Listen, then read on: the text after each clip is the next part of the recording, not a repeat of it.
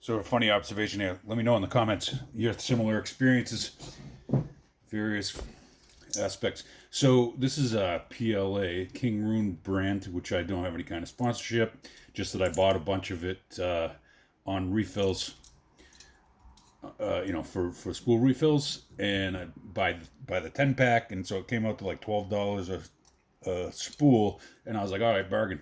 And then I printed with it, and it's literally like the best 3D. It's the best PLA I've ever used. And I just, the point of this, I just accidentally printed this on the default PETG settings.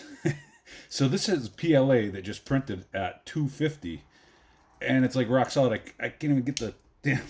I can't even get the supports off it. There we go. So, like I say, you're supposed to not print PLA over like 230, right? 250. I just printed this, and I mean, and so the other thing is, I really like this filament so much, and what I'm wondering is, what's your all experience with other PLAs that you're very happy with? I mean, I print with other PLAs, not all of them, and the interlayer adhesion is just crap. This thing is like rock solid. I mean, I can't believe. And this is only, I think this was only two shell walls. This is a hook that I designed, like a coat hook type of deal, and so that's invisible mount screw, right? So you take this cleat here, and you screw it to the wall or whatever. And try to do this on camera, right? You screw this to the wall like so, and you can see it's stepped, and it's also tapered. And so then you slide this on there, and because it's tapered, the further on you push it, it kind of locks into place. And I think because I printed this so hot, it's a little tighter than normal. I don't want to push it all the way in because then it'll be hard to get out. But anyway, yeah, the point is, what other brand of PLA are you happy with? Have you tried the Kingroon stuff? King is in King, Roon, Roon, Kingroon. And so it's funny because I have a whole bunch of filaments. I mean, I counted like a year or two ago, and I counted like 100 different spools, mostly opened and partly used.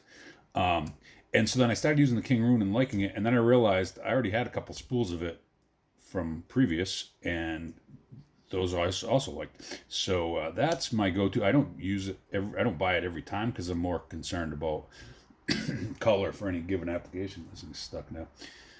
More worried about color for any given application, but man, this stuff is so good. And like I say, in bulk, I actually, it was like $109.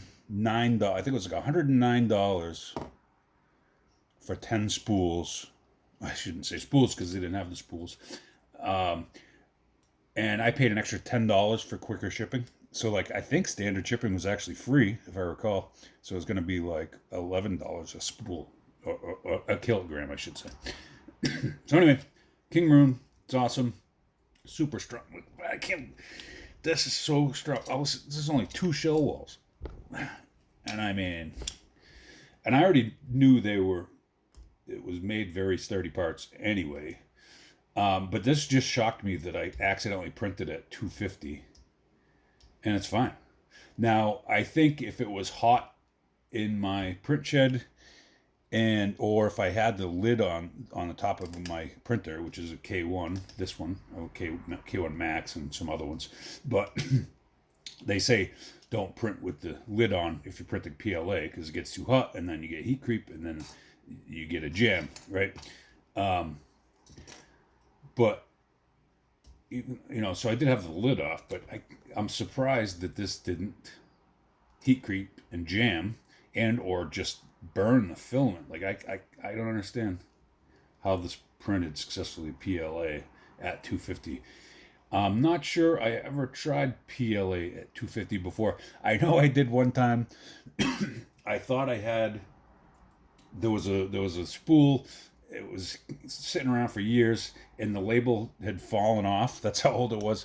The label had fallen off the spool, and I didn't know what material it was, and so I was messing with it, and I decided that I thought it was ASA, and so I printed with the default ASA settings. So I don't remember what the temperature was, either like 250 or 270.